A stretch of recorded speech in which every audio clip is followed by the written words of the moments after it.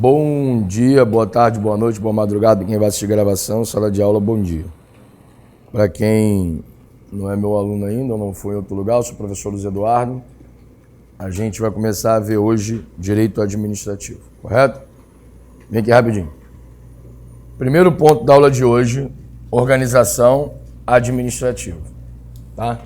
Mas vamos trocar uma ideia aqui, dar um passo atrás e entendermos algumas coisas. Vamos lá.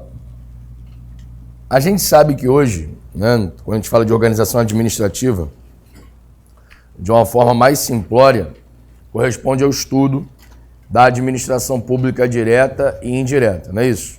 É. Só que hoje isso não dá mais conta do recado. Só saber isso, né, não vai resolver seu problema, tá? Vamos dar um passo atrás. Me ajuda aqui. A primeira organização que nós temos da administração pública, né, de uma forma assim, do jeito que a gente vê hoje, é a famosa administração pública direta,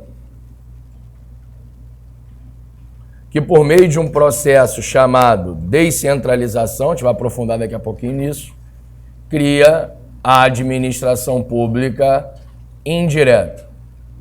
Então, a administração pública centralizada, por meio de descentralização, cria a administração pública indireta. Não é isso? É. Só que, só isso daqui, né, não deu conta do recado. Essa base administrativa que geralmente, né, a gente estuda no famoso Decreto-Lei 200 de 67, né, ela não deu conta do recado. Basta você pensar, galera que tem mais de 30 anos aí, né? Bom dia. Quantas vezes, né, você tentou usar a internet de madrugada e não funcionava? Durante o dia não funcionava, só funcionava de madrugada, né? Você na rua queria ligar e não tinha como ligar, porque tinha que ter ficha ou cartão. O ônibus, ele funcionava até meia-noite, 11 horas, né? Porque era a CTC, a Companhia de Transportes Coletivos do Estado do Rio de Janeiro. Quem morava em Niterói, né, como eu moro, a gente só podia sair de Niterói via barca até 11 horas da noite, né? Porque a Conerj, ela parava às 11. Né? O que mais? Fala pra mim. O avião era horrível, né? Melhorou muito, não é bom não, né? Mas naquela época era pior ainda, porque só tinha as operadoras estatais. Ou seja, serviço público era muito ruim. Legal? Aí, um cara sem política, sem bandeira partidária, chamado Fernando Henrique Cardoso, né, iniciou no Brasil, né, na época do governo Itamar ainda, um processo chamado de desestatização. O que é isso? Esvaziar a administração pública, privatizando ou delegando o serviço público, não é isso? Aí ele chama quem aqui? Ele chama os contratados. Os contratados, né, que tecnicamente o artigo 175 da Constituição os chamam de delegatários, né, são entidades privadas, em regra pessoas jurídicas, que vêm, por meio de contrato, prestar um serviço público objetivando lucro, não é isso? É. E geralmente esses caras atendem pelo nome de concessionários, ficou pequeno aqui, ou permissionários, não é isso? Esse marco, né, do serviço público brasileiro chegou de acordo com a Lei 8987 de 1995, que é a regulamentação do artigo 175 da Constituição Federal. Correto? Correto. Só que essa administração pública, mais esses contratados, também não deram conta do recado, né? E aí, a administração pública, de uma forma geral, ela reconheceu a necessidade de chamar alguns colaboradores. Colaboradores. Esses colaboradores, que são entidades privadas, aqui eu lhe falo, pessoas jurídicas, sem finalidade lucrativa, São entidades que não são contratadas, ou seja, elas têm parceria com a administração pública para poder prestar serviço social. Ou seja, a administração contratou entidades hoje, delegatários, para, querendo lucro, prestar o quê? Serviço público. Já a administração fez parceria com os colaboradores porque eles não querem lucro, ou seja, entidade privada sem fim lucrativo, e eles não prestam serviço público, eles prestam serviço social. Legal? Quem são essas entidades colaboradoras que prestam serviço social sem querer lucro? Antigamente eram 4, hoje são 5. Quais são elas? Vamos lá? Primeiro, vai. Serviço social autônomo. Vou pegar aqui como se fosse continuidade do quadro, tá? Serviço social autônomo, que a gente pode colocar como exemplo, aqui, ó, o Senai, o Senac, o Senat. Legal? Serviço social autônomo. Além do serviço social autônomo, nós temos as entidades de apoio. Alguns livros falam fundação de apoio. Não está tão certo, não. O mais correto é entidade de apoio. Porque pode ser qualquer associação ou fundação que auxiliam o serviço público de saúde e educação.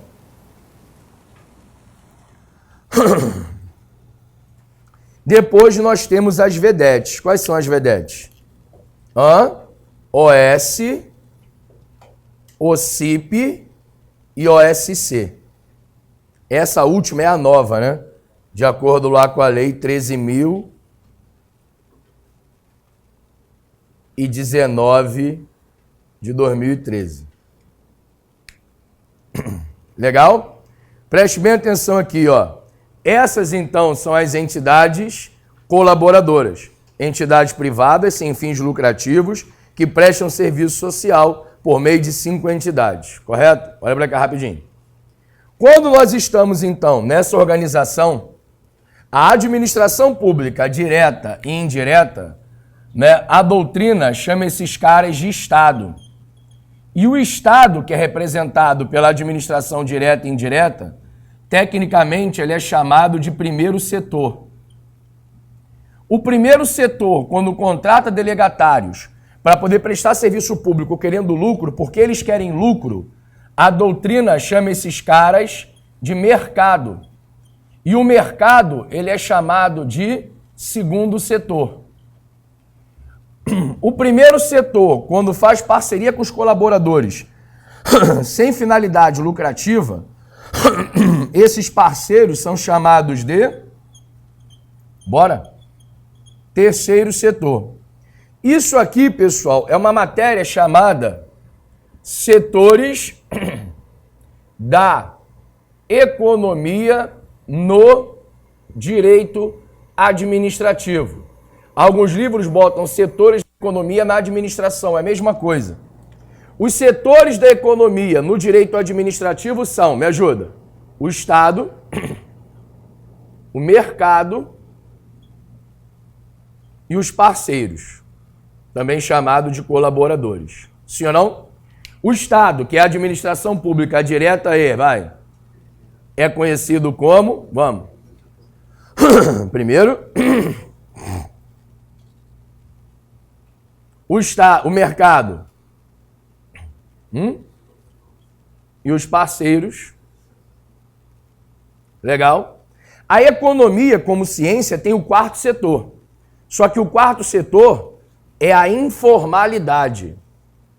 E o direito administrativo, ele se dá bem com a informalidade? Não. Por exemplo, você vê a União comprando de um camelô? Não. Legal? Então a informalidade é um setor não reconhecido pelo direito administrativo. Legal? Então a administração pública reconhece quantos setores? Primeiro, segundo, terceiro setor. Primeiro setor é o segundo setor é o? Terceiro setor são os? Legal. Na divisão das aulas que deram aqui pra gente, provavelmente terceiro setor não vai dar para ver. Legal? Mas primeiro setor a gente vê na aula de hoje, legal? E o mercado a gente vai estudar na aula de serviços públicos, daqui a 2 aulas. A gente vai estudar as concessionárias e as permissionárias, legal? Pule uma linha, coloque no seu caderno do primeiro setor. Do primeiro setor. Então você viu a divisão administrativa hoje da economia. Nós reconhecemos 3 setores da economia influenciando o direito administrativo.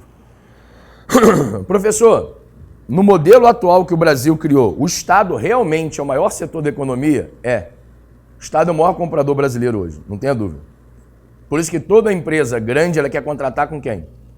Com o Estado.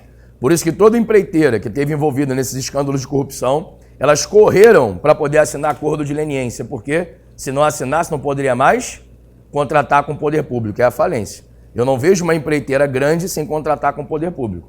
Toda empreiteira grande, que se ela esperar fazer sua obra por particular, ela vai falir. As obras faraônicas, que dão muito dinheiro, são obras públicas. Legal? Então o Estado é o maior setor da economia. Olha para cá rapidinho. Para escrever rapidinho. Ó. Uma matéria que a maioria negligencia. E até, enfim, porque o tempo é curto mesmo para estudar para concurso. Qual é a matéria do direito administrativo que reconhece o Estado como o maior setor da economia e regulamenta essa matéria, trata desse assunto? Qual é o tópico da matéria? Intervenção do Estado no domínio econômico. Legal? A gente reconhece que o Estado é o maior setor da economia, é ou não é? É. Ele tem dinheiro. Legal? E o Estado intervém na economia para poder regulamentar algumas matérias. Olha para cá. Em direito administrativo, qual foi a recente intervenção do Estado na economia que gerou uma robusta alteração na legislação administrativa? Uma última alteração, onde o Estado chegou na economia e falou assim, ó, eu só contrato com quem tiver assim. As licitações sustentáveis. O Estado regulamentou o artigo 3º da Lei 8666, legal? Estabeleceu o que é e o que não é licitação verde, ou seja, licitação sustentável, não é isso? O famoso decreto 7746. Nesse decreto, o Estado falou o seguinte, eu só compro de empresa que esteja adequada quanto ao critério de sustentabilidade. Qual o reflexo que isso traz para a economia? As empresas se adequando para poder contratar com o Estado, ela acaba que se adequam para todo mundo, sim ou não? Então o Estado intervindo falando o seguinte, olha para cá, eu vou comprar cadeira. Mas eu só vou comprar cadeira se eu souber de onde a madeira vem. Qual reflexo isso traz para a economia? Adequação do mercado às regras de meio ambiente. Correto? Porque o Estado influencia o mercado e ele influencia com a mão dura. Qual é a mão dura? Só compro se tiver assim. O nome disso é intervenção do Estado no domínio econômico. Óbvio que o Estado intervém no domínio econômico também com tributo, né? O Estado, quando ele quer regular uma matéria, que é fazendo com que um produto seja mais ou menos comprado, o que ele faz? Aumenta ou diminui a carga tributária. Isso também é intervenção do Estado no domínio econômico. Legal? Em direito administrativo, a gente vê muita intervenção do Estado no domínio econômico em assuntos específicos. O principal agora são as famosas licitações verde, licitações sustentáveis, onde o Estado só compra com quem é sustentável. Legal? Isso vai gerar uma repercussão para o mercado. Empresas que estejam adequadas.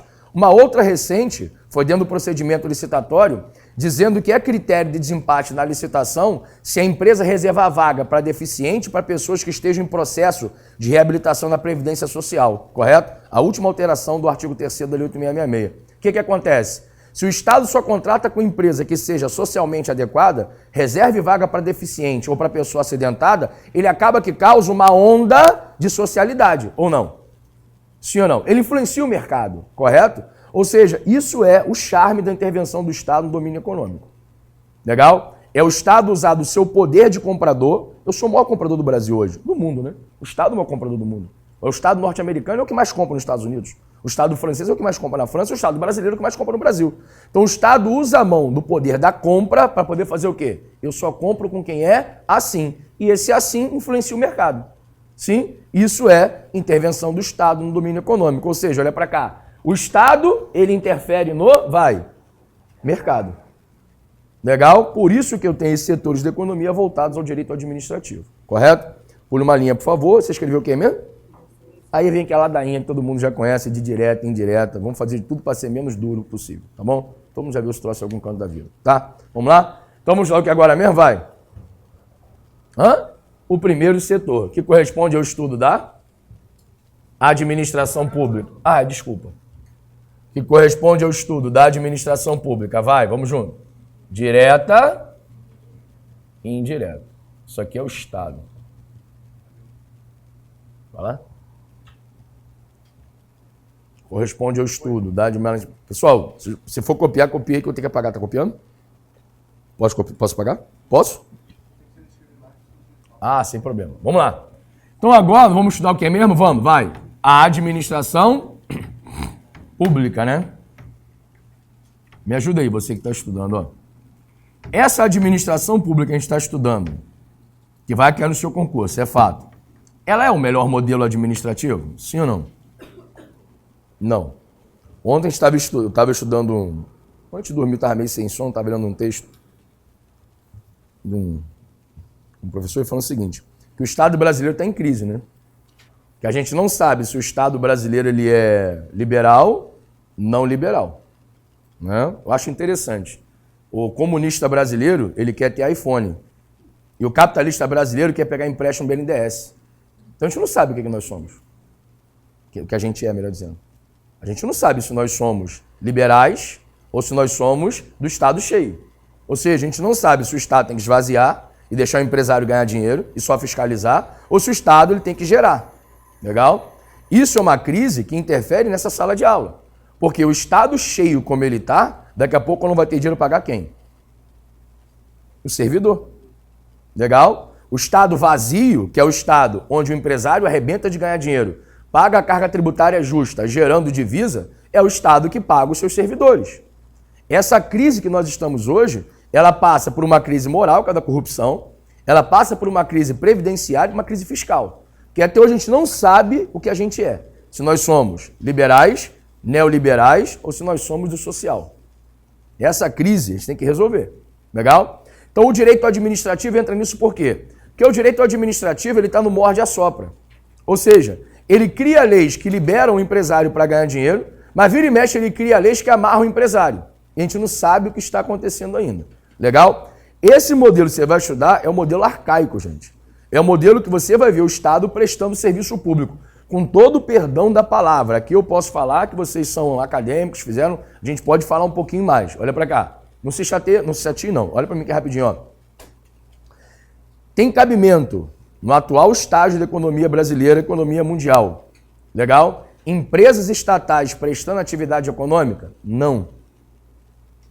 Chega num banco público e fala assim, eu quero abrir uma conta. Ok. Chega no banco privado e fala, eu quero abrir uma conta. O cara vai na tua casa.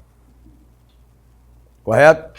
Me perdoe se alguém pensa o contrário, você tem direito de pensar isso, legal? Mas o que eu tenho que falar para você é uma coisa que é notória, que o mundo inteiro já percebeu. O Estado não sabe ganhar dinheiro. O Estado nasceu para fiscalizar. Como é que chama o nome desse Estado, a matéria do direito administrativo, que abre mão de ganhar dinheiro e só fiscaliza? Estado gerencial. É o Estado que ele fica de longe só olhando para o empresário. E ele só vai fiscalizar. Estado gerencial que criou as agências reguladoras. Sim ou não? Interessante que o Brasil tem agência reguladora e não é gerencial ainda 100%, né? Porque ele tem uma pancada de estatal que quer ganhar dinheiro.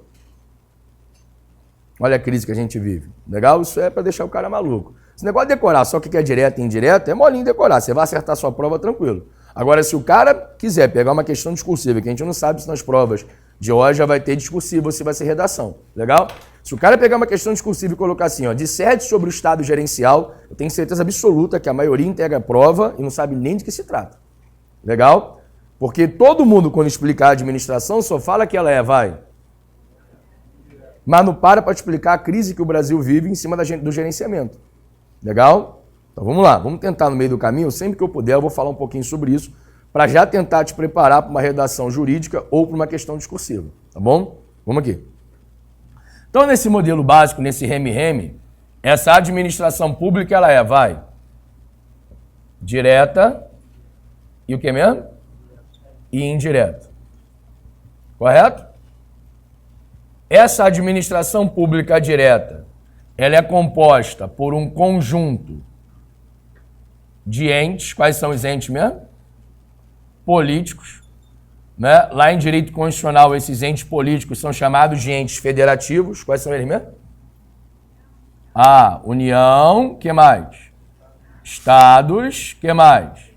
DF e municípios. Todos eles são soberanos ou autônomos? Marca a alternativa. Autônomos, né? O artigo 18 caput da Constituição. Quem é soberano aqui no Brasil? A República. A República é soberana. Os entes são autônomos, não é isso? Então, quando eu pego todos os entes, União, Estado, DF e município, junto eles formam a República. E a res pública é soberana. Não é isso? O artigo 1º caput da Constituição Federal. Perfeito? Vamos lá. Já a administração pública, vamos, vai. Ela é formada por me ajuda, conjunto de que mesmo? De entes administrativos. E esses entes administrativos são, me ajuda, vai. Vamos lá. Autarquias, por que tem que ser no plural? Porque hoje não é mais correto falar em autarquia, o correto é falar em entidades autárquicas. Legal? A gente vai chegar lá. Autarquias, depois. Fundações, quais? Da Xuxa? Não, fundações públicas, que hoje eu tenho 2 fundações públicas. Depois, empresas, bora. Públicas e, por fim, sociedades de economia mista. Então eu tenho esse desenho básico, que é o desenho lá do Decreto-Lei 200, que divide a administração pública em, vamos lá, direta e indireta. Legal? Me permita te fazer algumas perguntas chatas para a gente poder chegar aonde eu quero, correto? Que a gente vai ter que fazer um outro esqueminha ali. Ok. Essa administração pública, foi criada por quem? Qual foi o movimento jurídico que criou a administração pública direta? E qual foi o movimento jurídico que criou a administração pública indireta? Ctrl, Alt, Del. Destravou. Vai. Ó. A administração pública, vai. Foi criada por um movimento chamado Poder Constituinte Originário. Lembra disso? Lá no direito constitucional nós temos o Poder Constituinte, que é uma teoria criada por Emanuel Sieyès, onde num protesto chamado O que é o Terceiro Estado, ele pensou na formação de um poder que instituísse uma nova ordem jurídica. Lembra disso? Esse poder que institui uma nova ordem jurídica é chamado de Poder Constituinte Originário. Sim ou não? O Poder Constituinte Originário no Brasil, ele aconteceu em 88, por meio de uma Assembleia Nacional Constituinte. E nessa Assembleia Nacional Constituinte ficou firmado que o Brasil adotaria como forma de Estado a federação, e a nossa federação teria 4 entes. Quais seriam eles? União, Estado, DF e município. Os territórios que houver seriam incorporados aos estados. Legal? Já a administração pública, vai, me ajuda. Indireta, ela foi criada pela direta.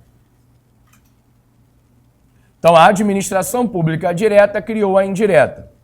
Essa administração pública direta, também conhecida como administração centralizada, ela criou a indireta, que é conhecida como administração, repete, vai, descentralizada.